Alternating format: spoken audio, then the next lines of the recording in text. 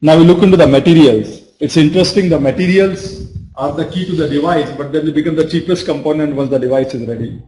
So we look into the printable materials. So basically we are talking of organic electronic devices. And before we move further, let me just make a clarification. There is nothing like organic replacing inorganic or vice versa. They're completely different domains which we are looking at. When you're looking at high-end applications where high speed and performance is required, there's no way you can replace silicon from there. However, there's a lot many things can be done where you do require cheaper and large area printing applications. There the organic materials only can serve the purpose. And I'll show you the example what I'm referring to this. So these are the possible applications where you can look into organic materials can come into picture. You can have inorganic as well as silicon material also for the same application.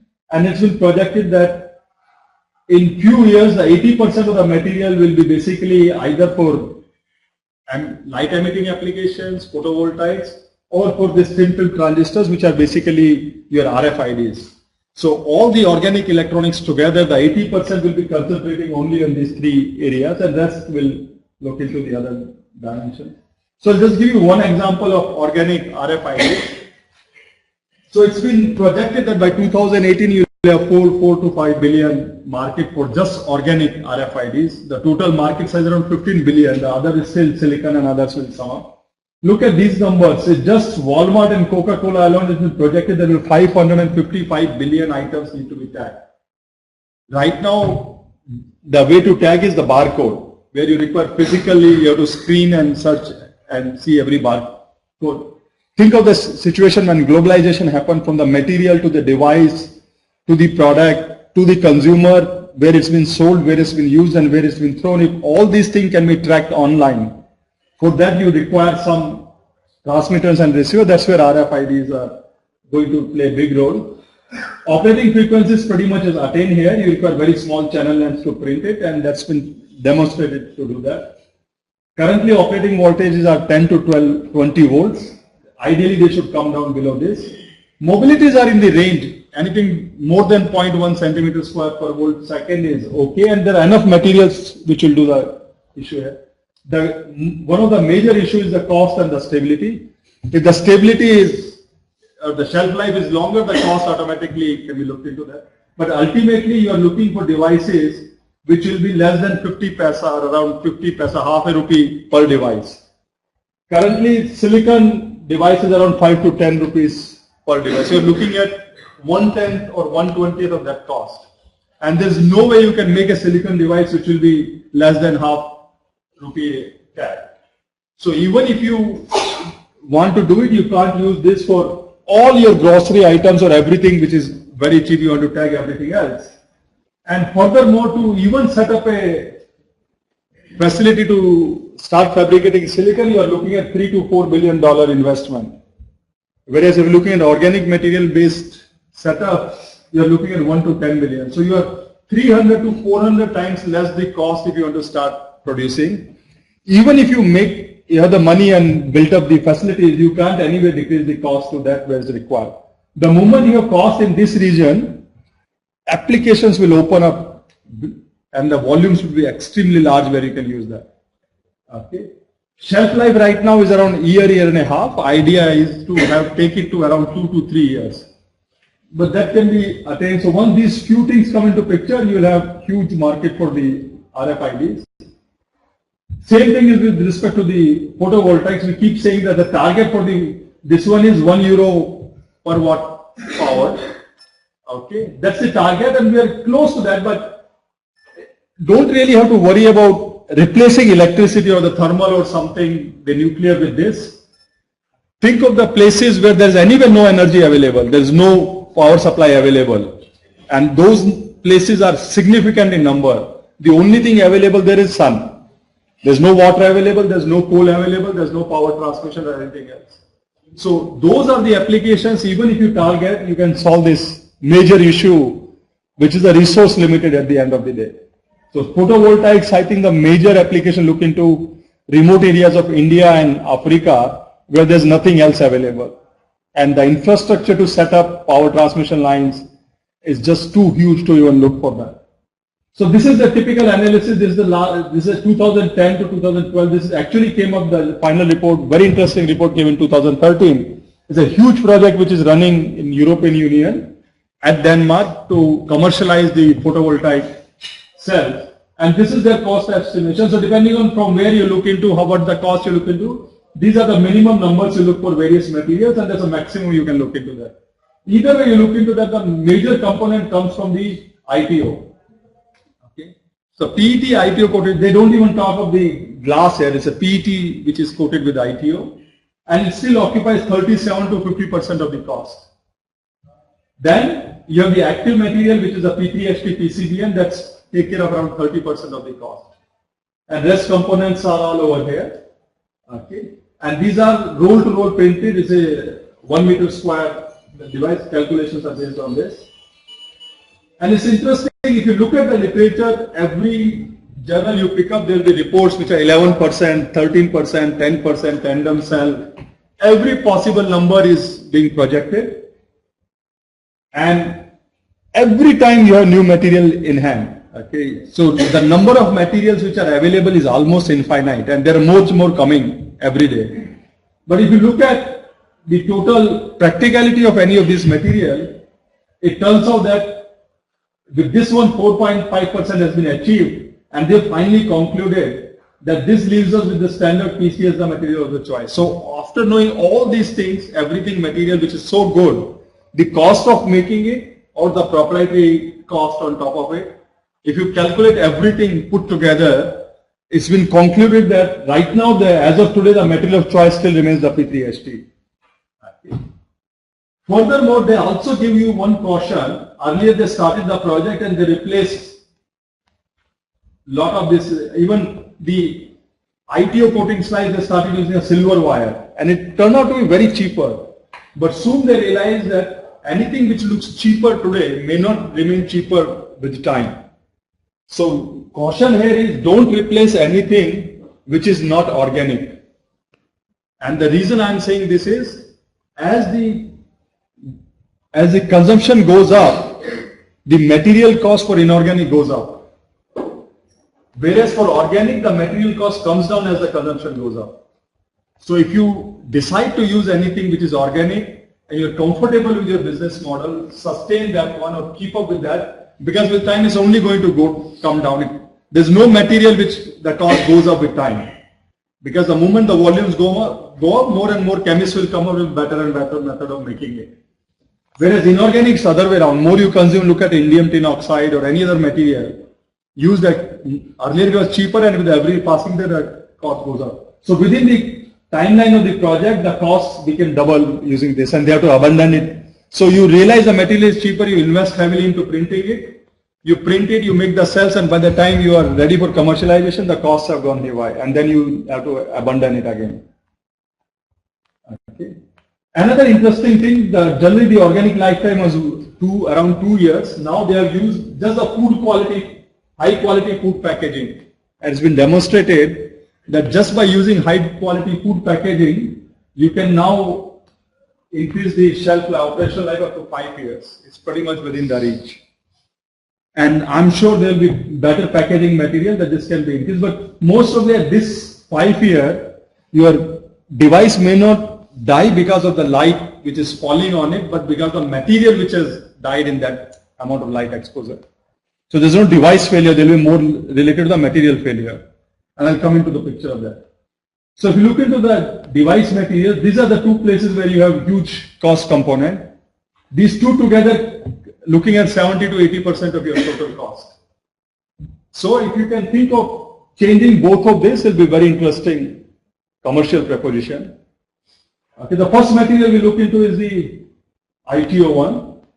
Okay. This is what is being used as a potential candidate to replace ITO is P.PSS. It's a commercially available material. It's earlier was available from Bayer. Now Agfa makes it, HC Stark makes it, and there are few Chinese companies which can supply this material. It's one of the most successful conducting polymer as far as the commercial aspects goes. Is available commercially from 1990s. Early 90s, the blue ink is available, and even the patent, the 20-year patent has expired in 2013 February. So anybody can make this dispersion and sell it. Now since the dispersion was available so easily, more and more application come out, and the same thing is true with P3HT. So you can have a material which is extremely good but just not available. So people can't play around with that and can't develop new application. You make material which is easily available, applications can come and evolve with time. That's a classical case. So this is how it's made. This is a polymer of P dot. It's a rigid rod system. It will become insoluble. The way you dissolve it is use the old tricks of colloid chemistry, where you take a water-soluble polyelectrolyte, it forms a complex with this, and pretty much this whole thing becomes soluble in water. Not soluble, it disperses in water, and you can use this dispersion for spinning or spraying or whichever way you want to heat the film. The issue with this material is that it's highly acidic. It may not be acidic to start with, but what happens is in aqueous dispersion, and it's known it's a high school chemistry that if you have aromatic sulfonic acid, when they react with moisture, in presence of moisture, they release sulfuric acid. So this sulfonation of aromatic group is your high school chemistry, is used extensively. If you don't want any reaction to happen here, you do sulfonation. And then you do reaction at every other position, put it in water, the sulfonate group comes out. Same thing, which is a blessing, becomes an issue here, that with time this does release sulfuric acid. And this sulfuric acid then etches away the ITO or the adjacent organic layer.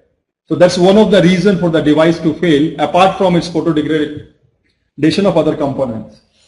Okay. So this sulfuric acid does double the damage. Now, issue here is, since it's a transparent conductor, you can replace ITO with that. Now this ITO has been replaced, so there's no issue of etching of the ITO now with sulfuric acid. One component is solved. So if you can replace ITO with this, you solve two issues. One is the cost of the ITO. Second is the etching of the ITO becomes sulfuric acid.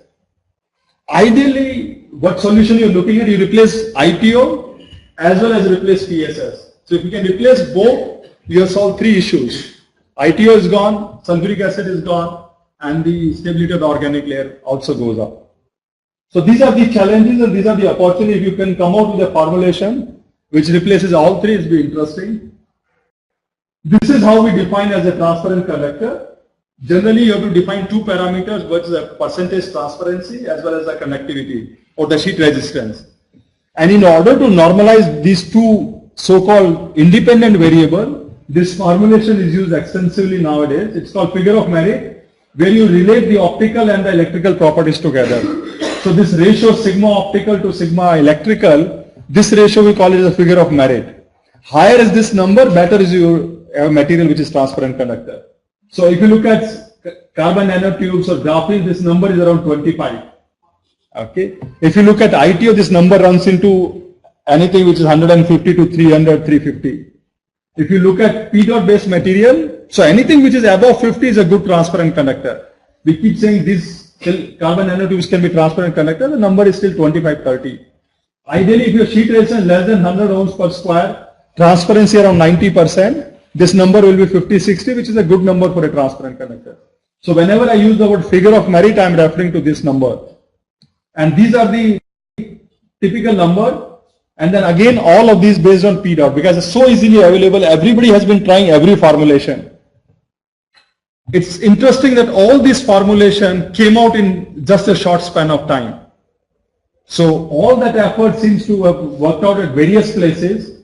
There's one formulation where you take off the shelf this P dot PSS and add an ionic liquid. And look at this number which goes up way high, 190, which is excellent replacement for the ITO as a transparent conductor. Conductivity is still little on the lower side, but that can be improved. Then there's a couple of papers came with a sulfuric acid has been used. This is from the NUS, National University of Singapore, where they use sulfuric acid, then they got very high conductivity. The numbers were still low here. These numbers were still 60, 50, 60. There are a couple of recent papers where they use formic acid, they have used other acids, and this number is still 70 to 80 has gone. There's a vapor phase polymerization where this number is 35, but the conductivity highest reported ever is from an Australian group, which is 3400 Siemens per centimeter. So it looks like the conductivity of these materials has been projected theoretically that it should surpass the metal conductivity because the number of charge carriers are so large. But the purity of the material is not that good. That's the reason the conductivities are not very high. But it's a matter of time. 15 years back, anything conducting 1 Siemens or 10 Siemens was excellent. Now you're talking the same. This material started from 10⁻⁶ in early 80s when it was developed. Went up to 110 in early 90s.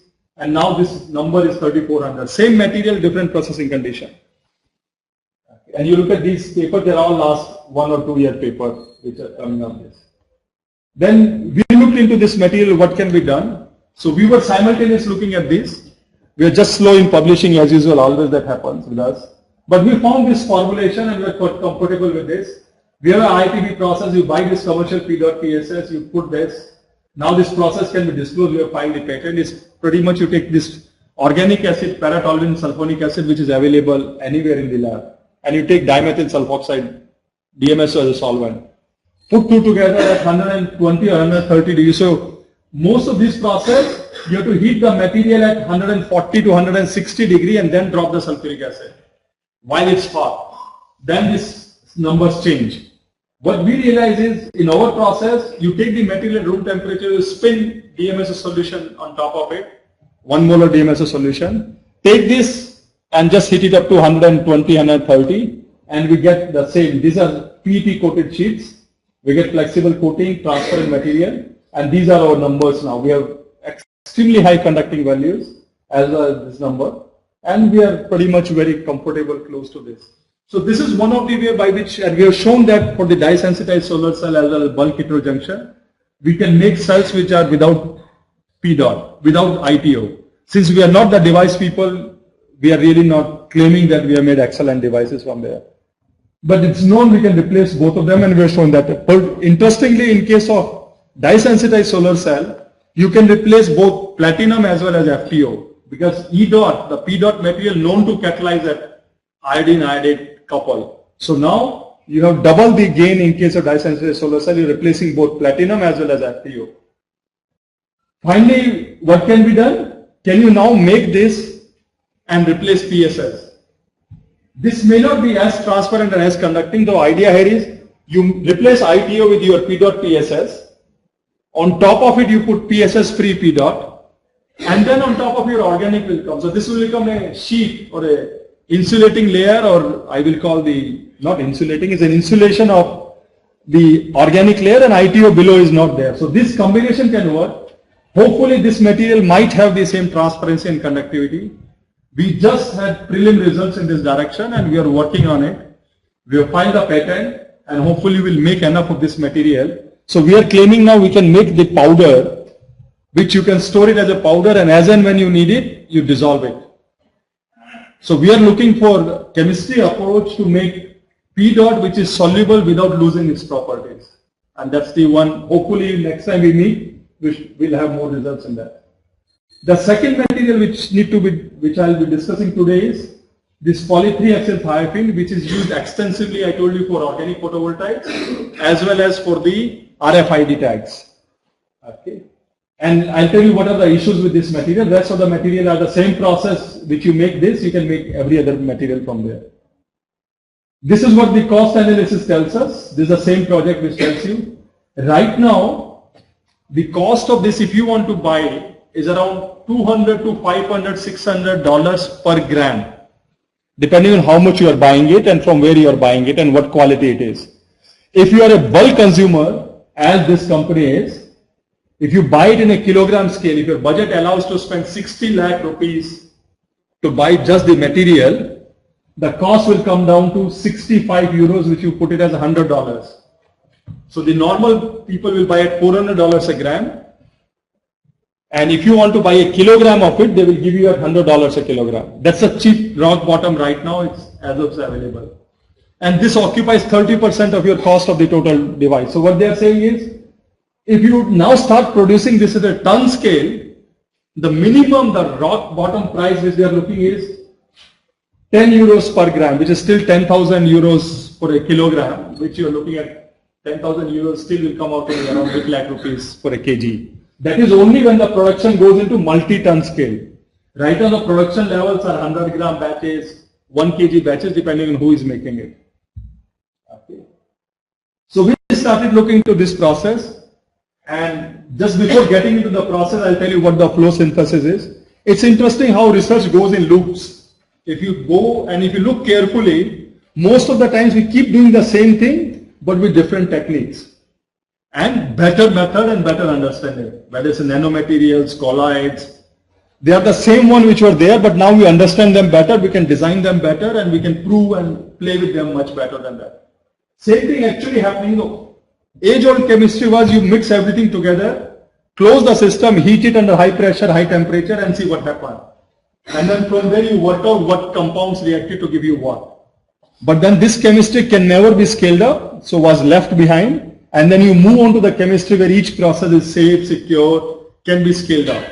Now with this invent of flow synthesis, what happens, you take this reagent and reaction happens only in a micro reactor, which is 1 ml at the most or 10 ml, and you keep collecting the product, which means now my the reactor which I need to control is only 1 ml, which means I can heat it, I can pressurize it, I can take it to very low temperature, very high temperature, I can irradiate with light, I can shine it with microwave. All that so-called brute force approaches can be come back with extreme safe reactions as well as low chemical waste. So that's the advantage of these systems. And since now you're controlling your reaction volume is 1 ml, every time you do the reaction, your reaction conditions are much more reproducible than think of a 1-ton reactor which you have to stir and maintain at certain temperature. So the batch-to-batch reproducibility is excellent in these cases. So these are the typical flow reactors. This is the one setup which you have at IIT Bombay. We have the chips, we have the tube, and all these. This is how you do the reaction.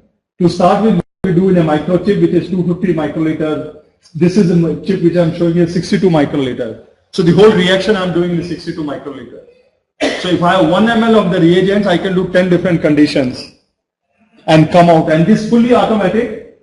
So I put my reagents over here, it is large, otherwise I can put up a loop here and put 1 ml, set up 10 different conditions, collect the fraction here, and by the end of the day I analyze all of them. So throughput becomes extremely good in these cases. And once you are comfortable with this, then you can go to the tube to scale up the volumes and so on and so forth. This is what I was telling you, this is a typical cost which is available to most of us. And these are the people, these are companies which supply that. Interestingly, this is out of business. This just last month the report came out, they have filed for bankruptcy. Till then the money was available, they have been making it. Look at this. All this material is supposed to be so good, but when it comes to the commercial production, the polydispersities are very, very high. And batch-to-batch reproducibility is still an issue even after putting so much money into that. So the reason for this is extremely high polydispersity. Okay, and then I'll tell you why this is, because the insolubility of the catalyst. Batch-to-batch variation is high. There is no control what the chain ends are, and the cost of production is generally high. So this is how this polymer has been made. Don't have to worry about the chemistry over here. The only thing we have to remember is the reaction is extremely fast. Okay, the moment you add this catalyst, the reaction almost instantaneously happens. And now you have thousands of these polymer chains which are growing, and think of a situation that you have a huge solution of this monomer and the catalyst you have to add as a solid. Does not matter how much you powder it, each particle will still have millions of molecules, and each molecule has to start a polymer chain. So first the surface will start, then the next will start, and the next will start. You will have a heterogeneity into the system built in by default. Does not matter how good you do it, if you can do under extremely dilute condition, that the number of molecules in the system itself is so small, but then that's economically not viable. So the moment you go for a large scale reaction, this becomes a serious issue. Okay. So if you look at the lab scale synthesis, you can get very low polydispersity, very high molecular weight. Look at very low polydispersity, molecular weight, but when it comes to commercial production, nothing is available which is less than 1.8 or 2, and that too not reproducible with that. So we looked into that. The reproducibility batch to batch can be easily done by flow method. We know for sure that this is doable. But you can't do flow on this because the catalyst is insoluble. That's a limited right now we have, that if your precipitation happens in a flow, or you have to add a solid in a quantitative way in your flow, it's very difficult because the channels are very small. You can't really push. You can push slurry through, but you can't really control the amount of it is to go through. Okay. People have tried, so what they did is they used a dispersion system in which droplet was used as a, so catalyst was dissolved in this one and the droplet was used as a monomer source, and you got nice material, but still is not the one which is basically you are looking at a smaller batch reaction, nothing greater than this. But this was the first attempt towards flow synthesis, 2012. There's a big project running in Australia where they're printing P3ST for photovoltaic application, Professor Andy Holmes and Professor Wong's group. And they developed this method. They use this dichlorobenzene, and there's still issues with that. The polydisperse is still 1.8, 1.9. Ideally, if you have flow synthesis which is perfect, your polydispersities need to be very, very low.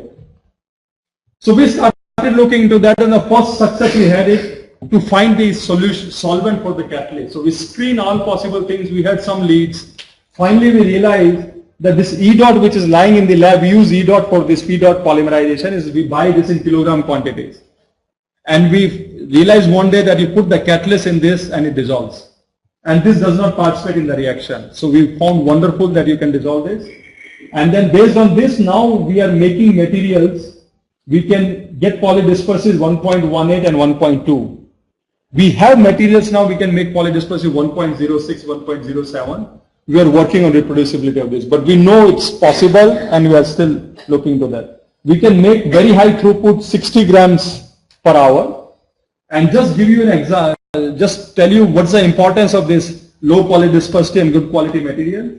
If you compare two materials, this red one is the one commercially available, Reiki metal, which is supposed to be one of the best one. And then this other black one is the material made it in overlap through flow synthesis. Look at how much red-shifted ore material is, and look at this aggregation which is much more pronounced here. So because the polydispersed is very less, the molecules are homogeneous and they pack in a much better way. And we get an order improvement in the mobility just by simple with overhand device. The 10⁻⁴ is not the good mobility you have for P3ST, but whatever hands we have with that, we get an order improvement in this. And clearly shows the packing and the redshift with our material. Then we said, can you now completely remove the defects at all? So there's no defect.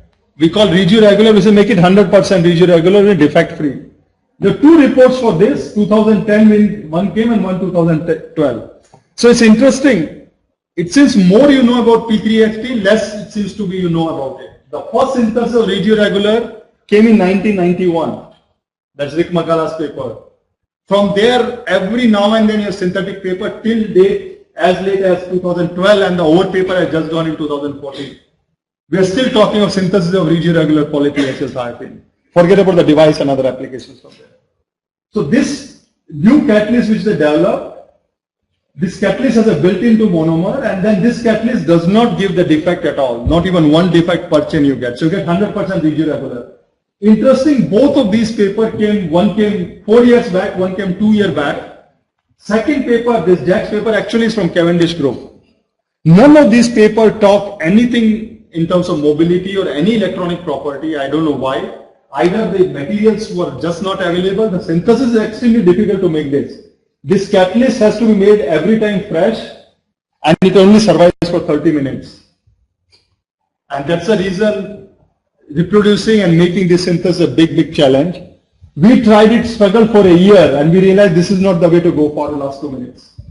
So we decided that we'll shift up, and as a chemist we came up with the strategy by replacing this over here. We now have a catalyst which you can store as long as you want. You can make it in as much quantity as you want, and this catalyst now gives you completely defect-free synthesis. It can be made at any lab, off-the-shelf available chemical, off-the-shelf available catalyst. You have to take the commercial catalyst with the nickel DPP and modify that with our group, and we have this simple solution there. And just to show you the results with this, so now we have moved on to make defect-free P3ST. So if you look at defect-free P3ST synthesis, now you look at this packing, it is much more pronounced. Look at the Reiki metal, this was much more smaller, this is much more pronounced, is much more red-shifted. And look at this, this was the solution of the regular, from flow it was good, and defect free, it has gone even further good. And now we have 2 orders improvement in mobility immediately just by looking at the first device. So there's a significant jump in mobility as well as the quality of material just by making it defect free. And now we can make it functional. These are all underway. And hopefully once we have mastery over this, production over this, we can make everything else from there. And there are at least 1,000 more molecules which are Komoda coupling can be done from this catalyst. So we are hoping we'll have a chemical factory which is based on flow synthesis in coming times. And of course, nothing happens without, these are the old students who are working with us. Now, current team is, each one of us, there are at least now 13 people with 4 postdocs, and everybody is only looking at this flow synthesis and P3HT and the material related to that.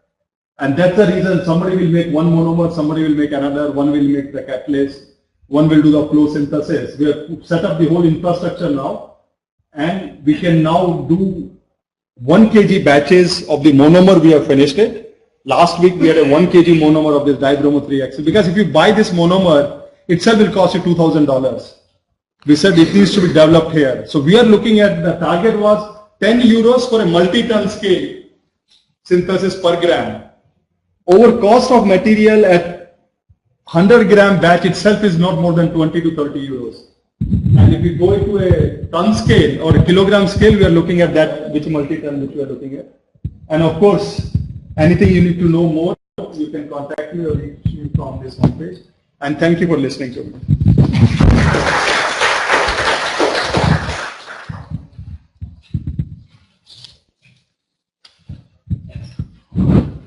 You can see that the kind of materials he is developing, and I can see that P3HT and packaging and PE dot. These are the 3 things which are there. Only is how do you process, We can have some questions. Well, I'm extremely happy if you have achieved whatever you said. It's obviously a big problem with both P dot and P3HT. These are not my field, but my colleagues, they use it. I think somebody just bought, I think one of my colleagues has bought P dot, I don't know, 10,000 rupees a gram or something, 20,000 rupees. It's a shame. Yeah. And everybody buys it. You are also buying it. So if you have that thing and you are talking of kilograms, we are talking of even grams today. So hopefully will be, give me a month or 2, these materials I'll provide you for the community. P3HT, I'm sure. Yeah. P dot, I'm working on it, unless until I find, I see, there's no point in giving a material which I can't reproduce. So P3HT and P dot, you think you have solved the problem? P dot processing to replace ITO has solved the problem. So you buy P dot, which is $200 a kilogram, and you spin that film on a glass slide or a PET, and then you take PTS and DMSO, a drop of it, you replace ITO. You don't require ITO. No, that's okay. I won't understand. I understand ITO because so ITO replacement is done. Or IZO, these are our inventions of IZO and so on. Yeah. But I think I'll ask the people to write to you. But I think still the important thing is, you give data like mobility, but unfortunately you are putting the data of mobility on an absorption curve. I don't know why you did that. No, that's not. That's to show the. You see, as physicists don't accept that. Okay. At least give them the absorption coefficient and giving mobility separately. And is it a field dependent mobility? That's also important. Okay. So this is OTFT, which you buy off the shelf. Interdigitated with SiO2 with gold interdigitated. No, first of all, optical absorption coefficient. What is invisible? Numbers. We have not done. We are just looking at a material right now. No, you gave the absorption coefficient. You gave the optical absorption. You have given at many places. Yeah. What is the absorption coefficient? We have not even calculated. We don't even. That's the whole problem. That's why physicists and chemists should learn to work together. I agree with. So the moment this it should be available. So, well, it doesn't. I mean, if you are talking of solar cells or any device, you have to give numbers. Without numbers, it doesn't mean anything. That we will make this material. I'm just comparing with the commercial ones. What is it? Coefficient of absorption is what? 10 to the 3, 10 to the 4, 10 to the 5. What is it? Whatever commercial you have, it's No, 10 to the 5. Yeah. You sure? No, you are doing that, then you will become a billionaire. Okay, I just tell you that. Okay. Secondly, your mobility, mobility is 10 to minus 2, 10 to minus 4. This is done by a technique, but you probably don't know what the field you applied. Because normally mobility in polymers is strongly dependent on field. So what we do is, we use the standard technique. Okay. So we take this interdigitated electrode by off the shelf one of our. We spin Okay. coat the. No, you understand what I'm saying? Yeah. Field depends on the geometry. Yeah. The voltage you apply. And unfortunately, chemists always don't say volts, they don't say anything else, but the physicists, very bored, they always want field, not I'm voltage. giving you comparison. So we are not saying we have good method. We are saying whatever is best available, we are better than that in No, the same condition. no, I'm glad if you've done that. But definitely a lot more physics has to be done to all of No, them. but please go to physicists or make them brothers of yours, okay? Which is, even in IIT it doesn't happen. Chemists, Actually, first of all, thank you for a nice talk. And even as an engineer, I think I understand chemistry for at least the period of your discussion. Professor Chopra, IIT Bombay has a very strong group. They have material scientists, physicists, Professor Narasimhan, and who's Dinesh Kabra. Dinesh Kabra is also a physicist, and he is the chemist. So I think they have a very strong group, and the country is looking up to what you guys are doing. I have a question. You said about the P dot, that is, you're removing ITO, Yeah. right? So then still there is H2SO4. Yeah. That is possible to form when it is absorbing water. Does it matter since ITO has been removed, especially if you're making it on glass? Yeah, but what will happen is if there's ITO was the first thing it eats, Correct. it eats away. But if that's not there, well, now it's going to eat away the P3HT sooner or later. Yeah, now there is nothing to worry about. So what we can do is now, earlier it was a weakest is ITO, which is gone now. But does it P3HT? Once ITO is not there, now these studies will be done. Oh, it has to be studied, you're saying. Yeah, it does. Using this transistors have been. We have cells have They been made. printed to make transistors. Yeah. So what we are saying is, but this is much better than the ITO one. Cost has gone down, lifetime has gone up.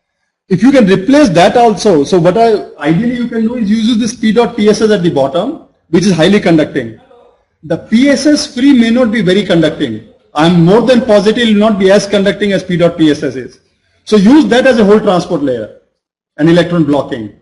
So you already have got a buffer layer. P dot doesn't decompose with sulfuric acid. P3HT might. So you already have got a buffer. I'm wondering, does it? So Because it's also a thiopene. no, but the first, see, in presence of light, the alpha position of that carbon, that alkyl group is where the radical formation happens. That's the degradation mechanism for P3HT. The alpha carbon from the 3 position in presence of the light is where the radical gets generated. So, but that's an open how the degradation happens. At the end it degrades. But as of now, let's see how it evolves. So we're speculating unless until we know exact material. So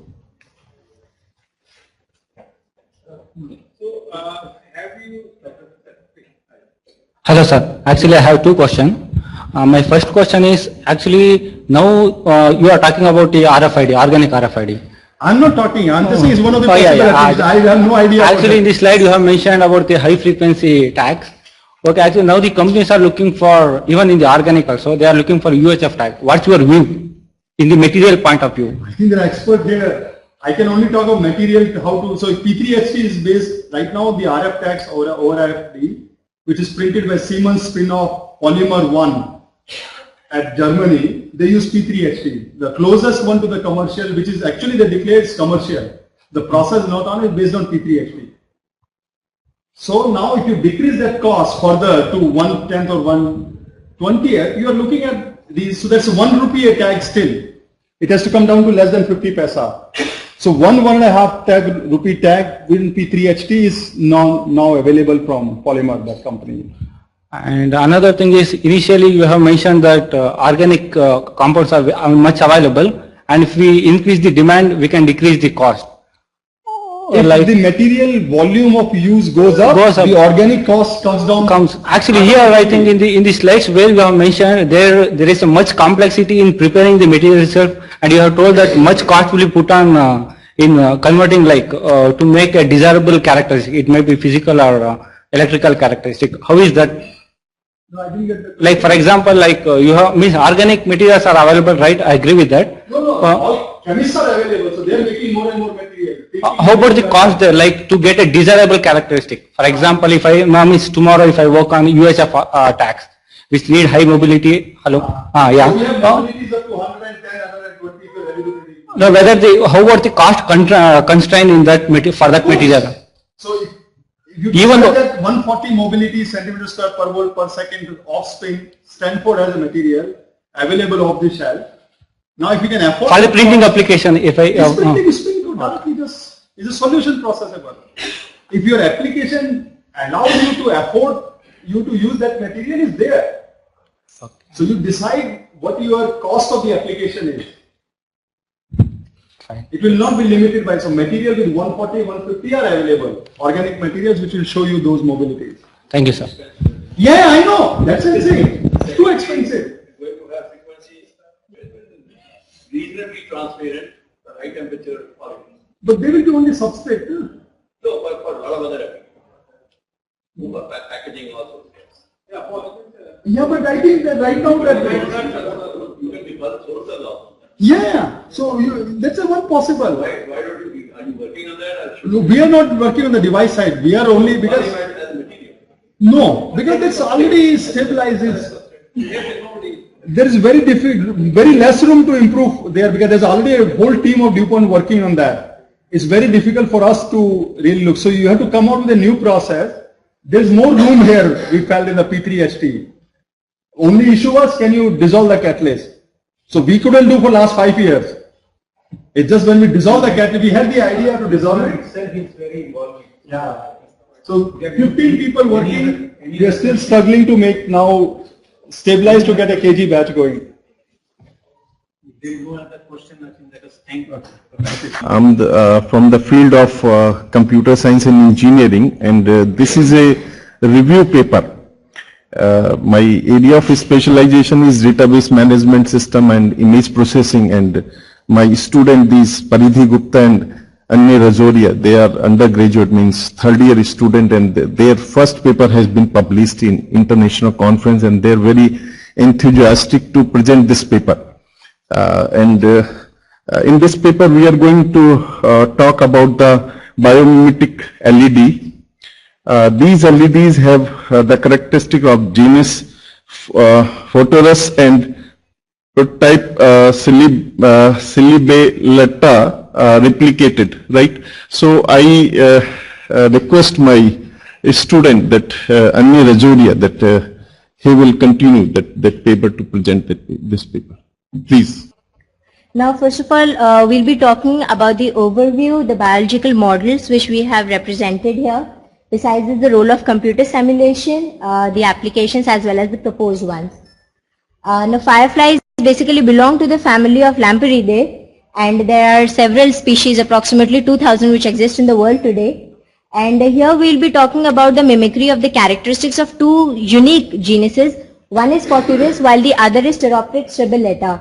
And these we've shown that how they actually result in highly efficient LEDs by mimicking their characteristics.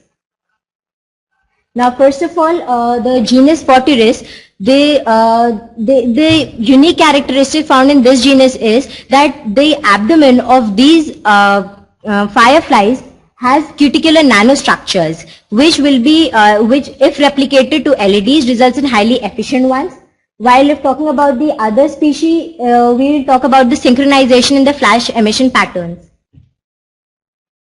Now, as we all know that the optimization of LEDs stands as a potent challenge in the field today, because as we know that in typical LEDs, conventional ones, there is the problem of total internal reflection which stands in our way, and it actually decreases the efficiency of LEDs besides other problems.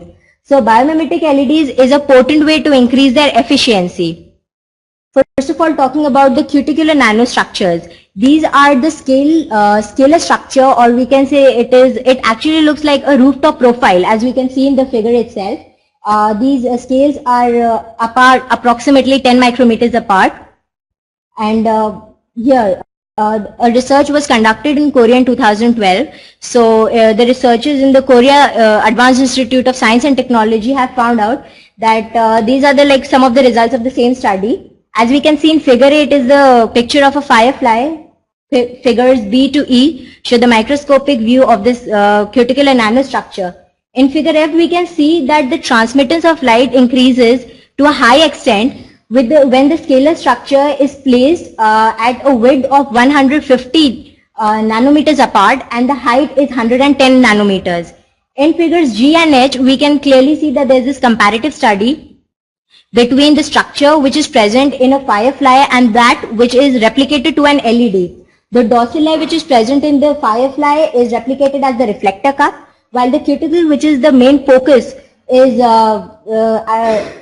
replicated as the LED lens, which results in high transmission of the light. Here we can see from the same research that light, we can say the transmittance of light increases by 3% when the biologically inspired LED lens is used instead of the smooth surface lens, and the radius of lens curvature is taken as 4.5 millimeters. Yeah, now talking about the second biological model, that is the synchronization in fireflies. As we all know that fireflies, they emit flashes. Now this takes place in unison. Besides that, this also takes place in a very rhythmic pattern. So fireflies have a capacitor-like device which is embedded in their abdomen. And this charges to a certain threshold value. The flash is emitted and the cycle continues after the capacitor-like device gets discharged. Now there are two mechanisms which are related to synchronization. First is the phase delay model. What takes place here is that there is now again one unique feature which belongs to the fireflies, and that is that a firefly's flash emission patterns depend on its neighbors. So if a neighboring firefly flashes in a different pattern than the firefly which is present from before, its flash emission pattern also changes. So what happens in the phase delay model is that when a firefly is exposed to a neighbor's flash, it immediately discharges its capacitor without flashing. What happens as a result is that there is a delay in the flashing of the firefly, and that is why it is known as the delay of the phase. While what happens in the phase advance model is that a firefly responds to the neighbor's flash by increasing the charge. That is, whatever charge it has accumulated, it flashes immediately, and thus the consequent cycle pace, it changes. Now, here we've talked about the role of computer simulation in the replication of these nanostructures.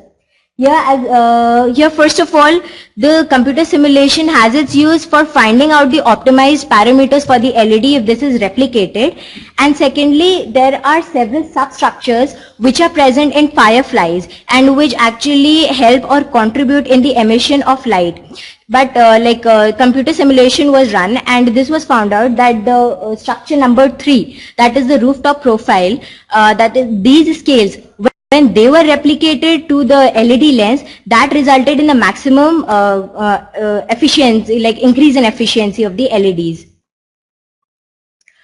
Talking about the synchronization in fireflies, we all know that fireflies basically flash in order to attract other fireflies, and this is used to develop certain algorithms. But before going on to that, we'll be talking about the behavior of fireflies. This is ruled by certain, there are certain rules for that. First of all, fireflies, they have an intrinsic flashing frequency according to which they flash at certain intermittent periods. Besides this, these flashes, they are timed by progressive excitation within each firefly. There is the cyclical pattern. And the third point, as stated earlier, they are affected by the flashing emission patterns of their neighboring fireflies. Now, this is an example of the algorithm which has been taken. And here we, if the algorithm is developed, we see that there are two threads according to which it can be shown. In the active thread, the firefly sends its flash message to its neighbors, while in the passive thread, as a consequence, it receives the message from the neighboring fireflies and then processes accordingly. Now, talking about the applications, the cuticular nanostructures have the application in the sense that this has been done already, that these jagged scale structure, when it was replicated to a gallium nitride LED, it increased the efficiency of the LED by up to 55%. Besides all this, since this layer acts as an anti-reflective layer and cuts off the loss of light, it results in the LEDs glowing brighter and saving more of energy. Now, synchronization is helpful for ad hoc networks which are already existing. Now, here, as per my knowledge, these are not actually being used in the domain as such and can be used. Thus, jagged structure results in the increase in light extraction efficiency. So, they can be biomimic to solar panels, which will result in the absorption of more solar energy and thus will result in saving of energy. One major advantage of this whole technique is that we have to simply coat this structure on an already existing LED. Thus, there is no need to redesign the whole thing, which is cost effective. And so the already existing LED applications which are there, we can use this technique and apply it to the already existing applications, such as the liquid crystal displays which are available, and we can actually divert it to a whole new arena of domestic and medical lighting. Now, when we talk about synchronization, in self-organization, self-organization is a process where there's a structure or there is a pattern which is there in a system with no central authority, no central authority is required to manage or control the whole thing. So this self-organization thing, it can be used for distributed computing in the internet and several other domains where there would not be the requirement of a central authority which has to manage the whole thing, and things can be taken care of their own self. This is what, coming to the conclusion, this biomimetic LEDs hold bright future prospects and has a promising future in this domain.